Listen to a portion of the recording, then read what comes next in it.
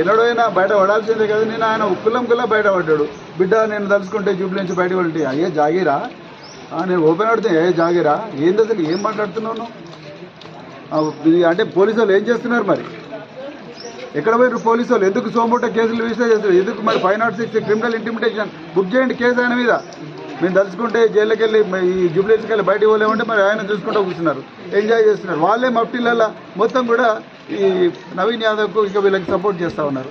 మరి బీజేపీలు ఎక్కడ పోయినరు? బీజేపీ వాళ్ళు నవీన్ యాదవ్ ఇద్దరు కలిసి ప్రచారం చేస్తూ ఉన్నారు. కుల్లా అర్థమవుతున్నది. అందువరకే మళ్ళొకసారి మేము ఇప్పుడు మీ తెలంగాణ ప్రజలు ప్రత్యేకించి జూబ్లీహిల్స్ నియోజకవర్గ చెప్తున్నాం, మీరు ఇప్పుడే వీళ్ళు ఓటు వేయకముందే అసెంబ్లీకి పోకముందు ఇంత రౌడీజం చేస్తూ ఉన్నారు. అసెంబ్లీకి పోతే రోజు వాళ్ళ ఇంటి ముంగట లైన్ కట్టాల్సి ఉంటుంది.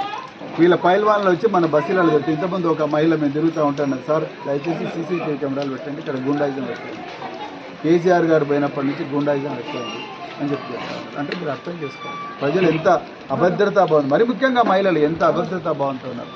అందుకొరకు ఈ గుండాగిరి పోవాలన్నా, ఈ దౌర్జన్యం పోవాలన్నా